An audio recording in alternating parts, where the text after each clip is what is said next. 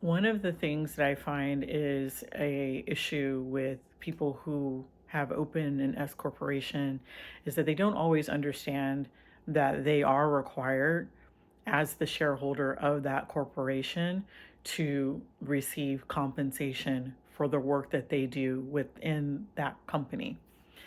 We refer to that compensation as reasonable compensation. The first thing that I find that is an issue with reasonable compensation is one, that people just decide not to compensate themselves in the business.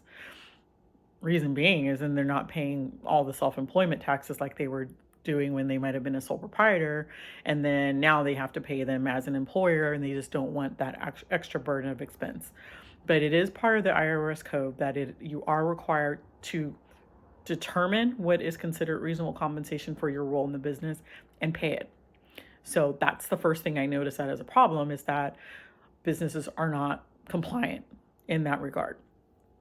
The second thing I notice with compensation for S corporations is that a lot of business owners will say, okay, I know that there is this requirement to have reasonable compensation, and I'm just going to decide that that compensation works out to, let's see, something easy, $1,000 a month, and I'm going to pay myself $12,000. And so I've completed my requirement to pay myself in my company.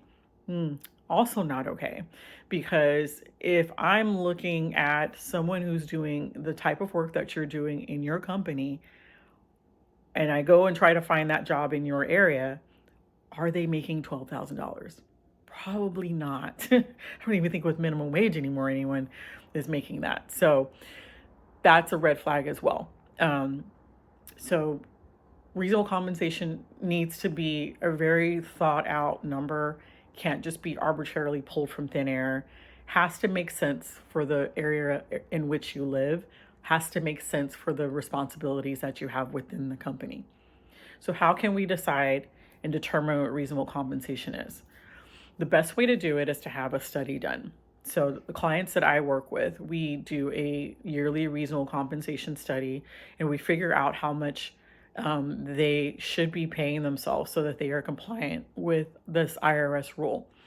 That study also gives them information on what people in their area are making so that they can be within that range. If in any event they are ever audited by the IRS, they will have a report that we have created for them that shows them what their compensation should be based on the area, and it also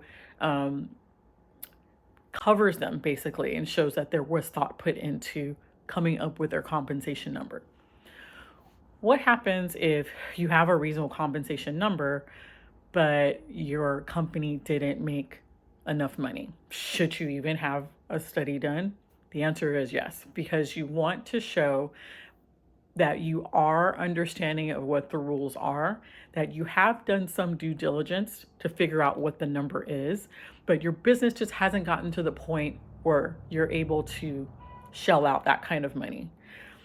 The goal is that eventually, when you get to that space, then you know where you should be. The goal is that if you're ever audited by the IRS for compensation, and it is a big thing, the past year I've seen a lot of reasonable compensation audits, and a lot of my colleagues have as well.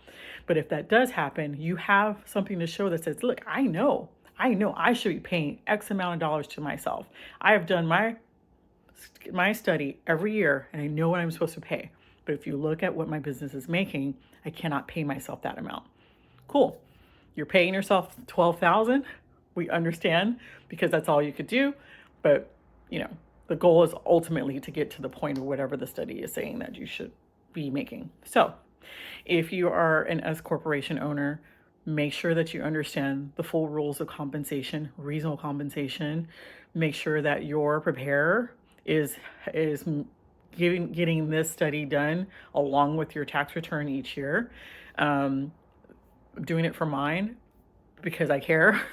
I care about them being compliant, and I don't want them to be in a situation where they're stuck in an audit and having to pay back payroll penalties for a couple of years, because they're not going to take 1 year. They're probably going to take at least 3, and you have to pay back all of those back payroll taxes, interest, penalties, and all the things.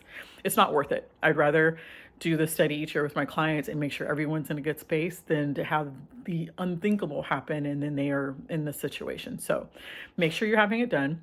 If it's something that you would like assistance with and your preparer is not able to help you with, and that's something that we can just do for you outside of doing, your taxes, but we can make sure that you have the study done and that you are compliant. So keep that in mind. Compliance is the word I love to speak about, because better to be compliant than out of compliance, because the consequences are pretty dire. So hopefully this helps you understand reasonable compensation a little bit more, the importance of having it, and that hope if you're not doing it, that you really think seriously about making sure that you are.